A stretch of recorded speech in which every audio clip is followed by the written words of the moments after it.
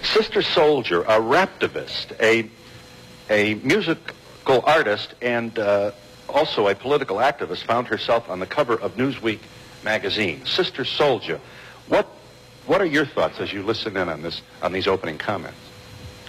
I think that there have been gains for individual people, but we as African people, as a collective, have not moved forward as we should.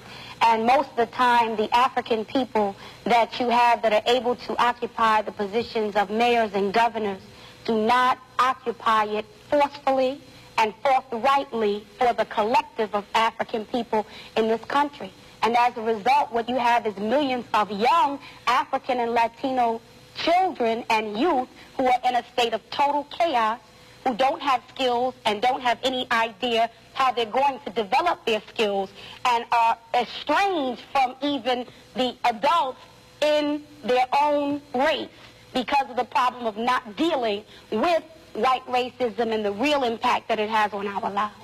Dhoruba brought up, which is that when we deal with the issue of white racism, white people don't deal with the fact that they are the ones who are sicker than anybody else in this particular issue, which is why when you deal with the question of race, you cannot deal with what's wrong with these African people.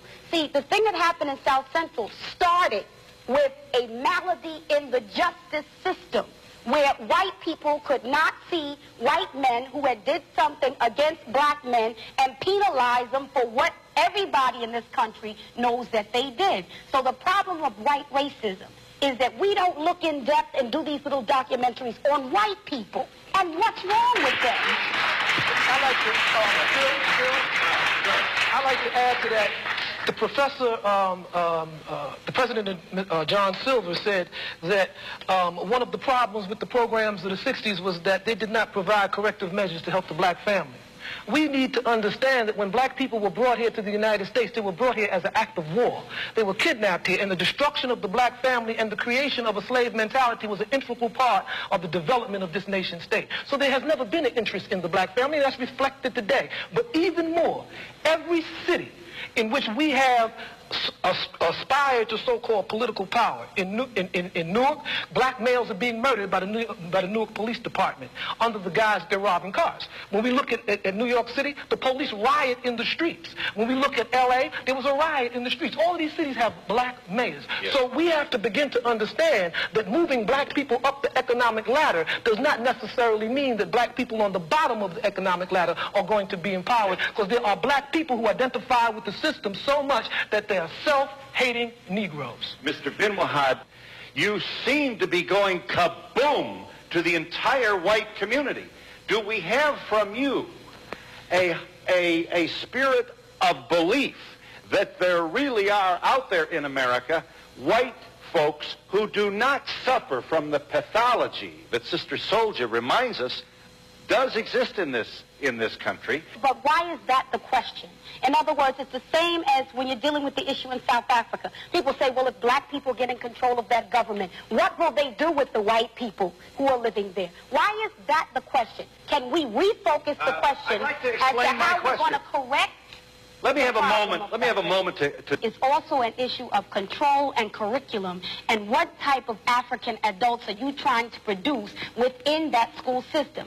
I was in the Intelligent and Gifted Children's program. I went to Cornell University Preparatory. I was on welfare, Head Start, free lunch, free breakfast, forced busing for integration. Every single government program ever created, I have been here you are on the cover of Newsweek magazine. It must have worked. That's not the point, because I talked about white people. That was why I was on the cover.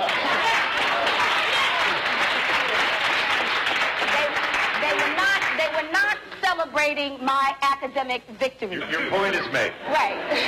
So my point becomes, Phil, that how you design those programs. In all of the programs that I attended, all of the education that I had, college, public, and otherwise, nobody ever told me that I was an African woman.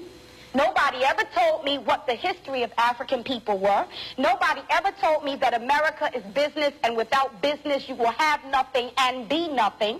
And nobody ever told me how to organize business so that I would be able to develop institutions in my own community. So now the sincerity of all of the programs and all of the education has to be questioned indicted, and convicted, because the bottom line is that America is not and has never tried to produce African adults who are functional, self-sufficient, who understand their politics, their economics, and their relationship to the world politics and the world economics. With the NAACP, the Urban League, and the traditional we shall overcome civil rights leaders of the 50s and 60s that have been all but abandoned and ignored by younger people, Sister Souljah included. May I just make one comment on that? I think that the dice are loaded, and that's what's left out of Mr. Brown's piece. See, there was a period of time in this country after Reconstruction where African people owned a lot of land, owned a lot of businesses, and did a lot of things. But what happened was the American government, the Ku Klux Klan, and other organizations organized in smashing that effort. So it's not that we haven't tried to own lands and have not organized businesses.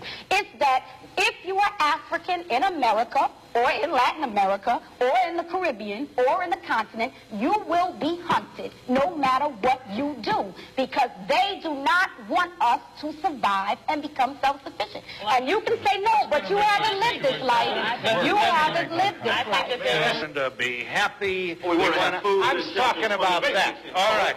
Now, to paraphrase Senator Bradley of New Jersey, the state from which your piece was... Senator Bradley gets much right when he talks. Well, he does, and he, among other things, and he's not claiming to be particularly original with the observation, we can't get there unless we go together. I have a terrible feeling that behind me are some people who do not agree.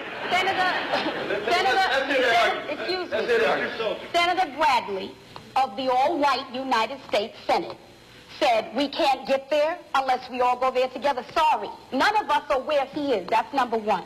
Number two, you're making a moral appeal to a country that doesn't have a moral conscience.